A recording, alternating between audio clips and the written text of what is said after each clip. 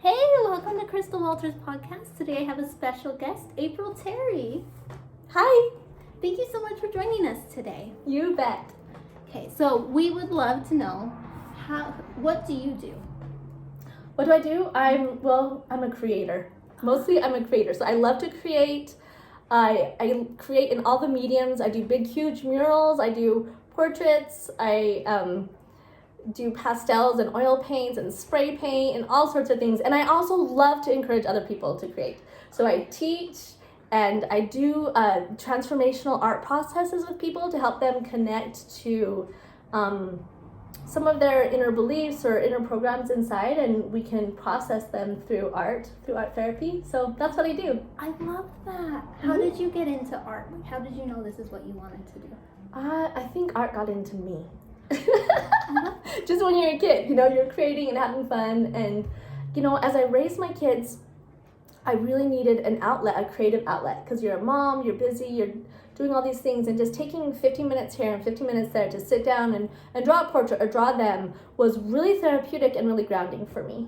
So I definitely just did it here. There I have little journals that I did for all my kids where I would do drawings for them. And then after my divorce is when I really pushed hard. My brothers were like, April, why don't you go into coding? And I was like, well, they wanted me to go back to school and do that. And I thought, I will never forgive myself if I don't at least try being an artist. So that's when I got a mentor and we put together my first show. And it was so vulnerable. I felt so vulnerable. I was like, my heart is on the walls. And I was like, God, if I don't sell something, I'm never going to do this again. I'll pack my stuff up. And then I ended up selling a really big, huge piece to a woman who had just finished her first TED Talk. And it was just, I'm like, okay, I got what I needed. So I've just been going ever since. That is amazing. How did you get inspired with what you draw and paint, create? Well, I kind of feel like that every painting in a sort is a reflection back to you of where you are. It's gonna mirror back to something of your experience in this life. So I think it's just life inspires us. And then when you're painting, a lot of it is just like tuning in, like what are the messages, what are the, a lot of my things are my journey, are my personal journey. Like this piece, I guess that piece isn't in the camera, but that one above that one up there is there. That's with a bird. I had just barely had an experience with a bird that was woodpecker. Oh. It was like tapping. It kept coming to my house. I haven't seen it since. But I looked up what the spiritual meaning of a woodpecker is, and it was like, take action in your life. Take action. And that jade green is the color for taking action. And so that painting is an expression of, I just felt the universe was calling me to take action, to step into my power. Not outwardly, but like step into my power inwardly. So it's kind of like this silent warrior, like step into your power kind of feeling. So like wherever I am in my transformative process will usually sow in some way with my art. So it's a lot about my journey. Okay, I love that. That is also so inspiring because there's so many women who are struggling to go beyond just being a mother. And so like showing that you can still have those hobbies even when you have the little ones around, that's amazing. And that you're able to show that in your art. And I think it's crucial. I think women need to know their identity and figure out who they are outside of the roles that we play. And sometimes, for me, it was difficult to identify my emotions, the words, but I would do some kind of art, and that was a way that I could see into myself and be like, okay, this is what it's a way of expressing that sometimes we can use when we don't have the words. But it gets us into our authenticity. Very true. Thank you for sharing that. Like that authenticness, our own authentic self is the most important because once we get there, we can bless so many more lives. And so, like, I can see that in your paintings. It's so vibrant. It's so full of life and love. Like, you can sense it. It's amazing. Aw, thank you. Of course. So after your first show and after you sold your first painting, where did you go from there? Did you do more shows? Did you paint more? I did a big, my first show, I did a whole selection of paintings that I co-painted with my sister. And we were processing a lot of her, she had just been diagnosed with stage 4 cancer. So and she would come over and I could just feel her she was so full with all of this emotion, and I would just put a canvas in front of her and like, let it out. Put it out what you're feeling, like let it be seen, let it be expressed. And then, so we created some paintings together of that journey where she would leave her paintings here, and then I would add onto them some of the things that my heart saw in those paintings. And that was my first show doing that. And then I just kept creating. I got every opportunity. I would just take whatever opportunities came to me. And I started realizing, I'm like, if I'm going to be like actually doing this not as a hobby but something that can support my family, I need to do bigger things. Like I need to do murals and stuff like that. So I started putting myself out there as a mural artist, and I was blessed to get some really great jobs and opportunities. So yeah. Fantastic. What do you consider putting yourself out there as? Were you like sending messages on Instagram, going out there? Mostly my intention in my heart. Okay.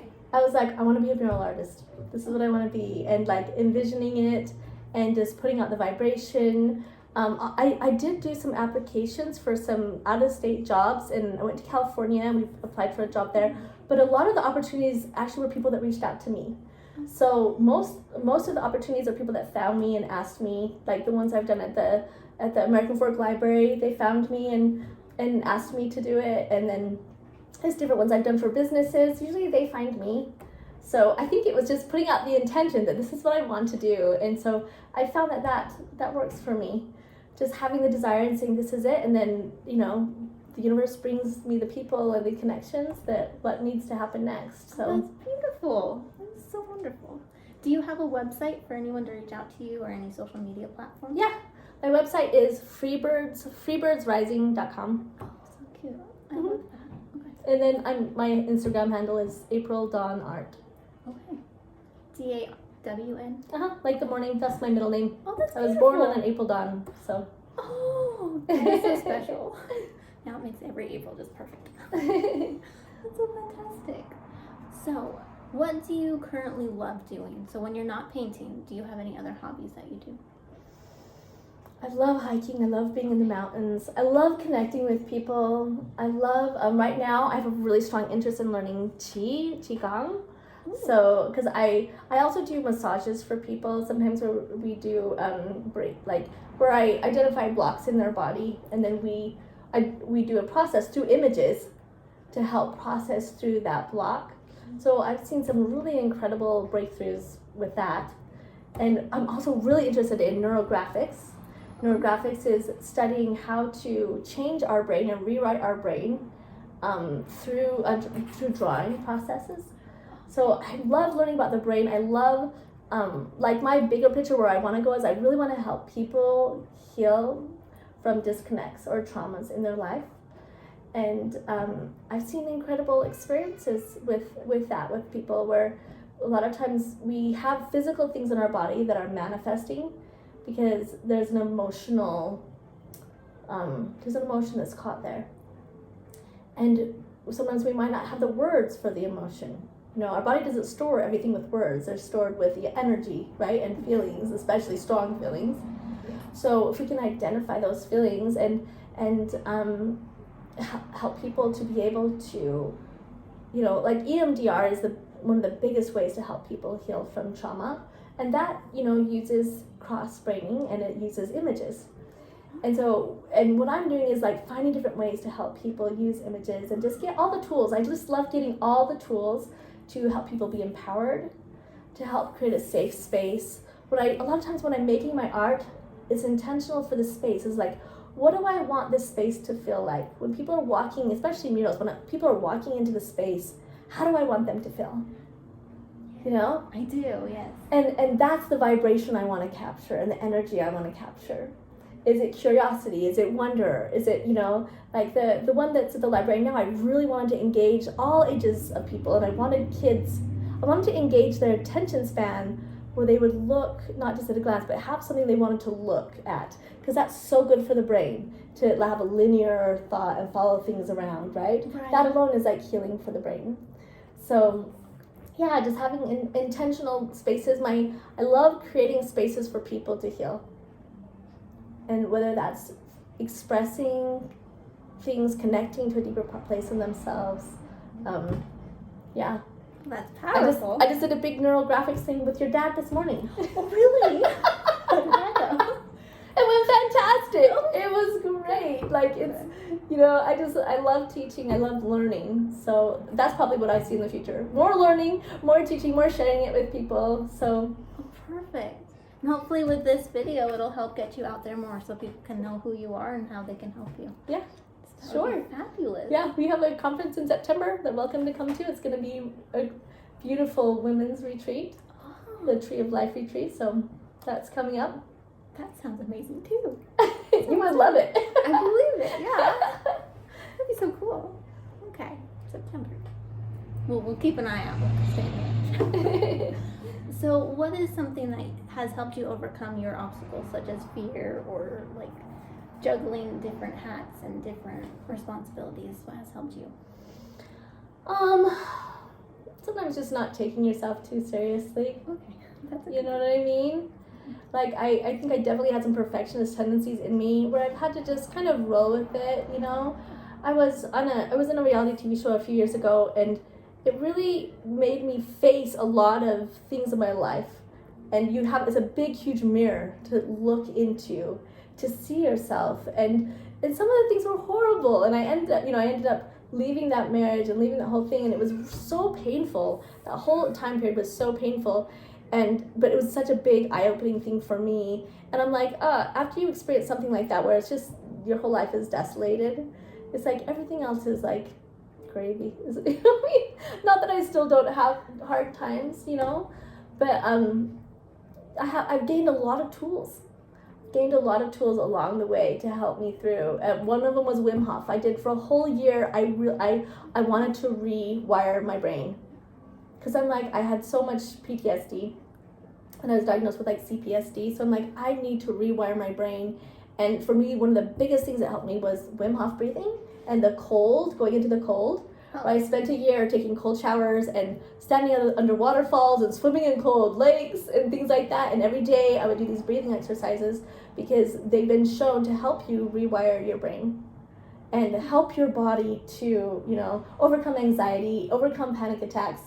So after my divorce, I was having a lot of panic attacks and anxiety, and that helped tremendously. So that's a tool that's been really helpful for me. And then I do a lot of, with the images, tracking sessions on myself to uncover what's underlying. Because if you have a pattern of negative emotions, it's because something is underlying it. So if you can see that thing and bring it up, make a safe space for it to come up and be seen.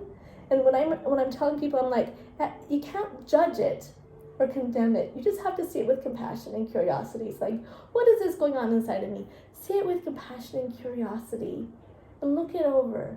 And then you can give it permission when it's ready to shift and to change. And you really can rewrite your brain. You can really create your own life. And the more work I've done on myself that way, I've done so many different therapies in the last 5 years. Lots of everything I could find, because I'm like, I need to heal so I can make a safe space for my kids. So, and art has just been a byproduct of all that. So, it's perfect. Mm-hmm. Like, I love those journeys because, like, we always need to go outside of ourselves. And so by being able to reach out to the people that can help us and teach us, and then being able to apply that on our own, and then share that with the children, because I know, like, our negative behaviors can definitely affect the generations beneath us. And so learning to be able to heal that is so important. Yeah, especially the ones that we are not cognizant of. Yes. A lot of times we have negative behaviors or negative patterns, and they're just locked away in our subconscious. We don't recognize them, right? Mm-hmm. But then if you're able to allow yourself to see and to understand, then you can change. One of my things for my website is express, connect, heal. Express meaning you have to allow the things to come to the surface. Then when you see them and they're seen, then you can take a look at them. You can examine them. You can own them. But it's when things are hidden, they're still acting as a motivating force in our lives, but we don't always realize that, we're taking it out on someone else because of this. So, yeah, I just think allowing things to come up and taking a look. And when you really want change, they say when the student is ready, the teacher appears, And And I'm like, when I really want to change, I'm like, God, I need to change. I need to grow here. How do I do it? I don't know. Usually something would come into my life, or I would, find someone that had tools that would help me. So I've done a lot of universal blueprint, which is like finding emotions in your body, and various healing tools. I've been really blessed with some amazing people that have come into my life, and also, like, I find that when I teach others or help others, it helps you too. Like, a lot of times when you're helping someone else, all of a sudden you get this insight to be like, oh my gosh, you understand things on a deeper level. So it's been a gift to be able to pass on some of these things to my kids, or to in workshops or paint nights. I do a lot of paint nights, and so I love encouraging creativity and expression, because I feel like the more we can express, the more we can understand ourselves. When we understand ourselves, the more empowered we are to actually become who we want to become and attract into our lives. Because if we're all mixed up inside, we're sending out a mixed up vibration, and we get mixed up stuff back, right? Right. So if we can clear some of that out, then we send a more clear vibration, then the universe gives us back what we want. We get more of what we want instead of what we don't want. True. I can totally attest to that. Very true. Well, thank you. Those were such powerful statements. Like, everyone needs to know that. Like, really, it's learning ourselves, being able to share it with others, and then it gives us back what we needed to learn in here. And I just love that the master will always appear when we're ready. So, yeah, being ready. Thank you. Well, thanks for taking time and doing this interview. It's been fun. Of course, it's been a pleasure. Are there any final thoughts you'd like to leave the audience with? I would say a lot of people are nervous or scared to create, to put themselves out there. They say, oh, I'm not an artist, or I'm not all of us are creators. We might have a more natural ability in one area than another, but we're all creators. So I say, when you're when you're going to create a place to be a creator, you have to be like a little child. And like any 5-year-old, I give them a thing and tell them to make anything. They can draw anything. If you draw a dinosaur, draw a fire, they'll find a way to do it, and they're excited, and they don't have that judgment. But as we get older, we tend to have such a critical eye for ourselves. And so I like to say, that would be my advice, is make a safe space for yourself. Even if you are just taking 15 minutes a day to draw. I like to do like a free draw sometimes, where you just take a pen and just let it wander around the page and see what happens. And sometimes you can access, like, things will come to you while you're doing things. And neurographics is great that way too, because it helps you like rewire your neurons just by like doodling and playing when you learn some of those principles. But yeah, make a safe place for yourself.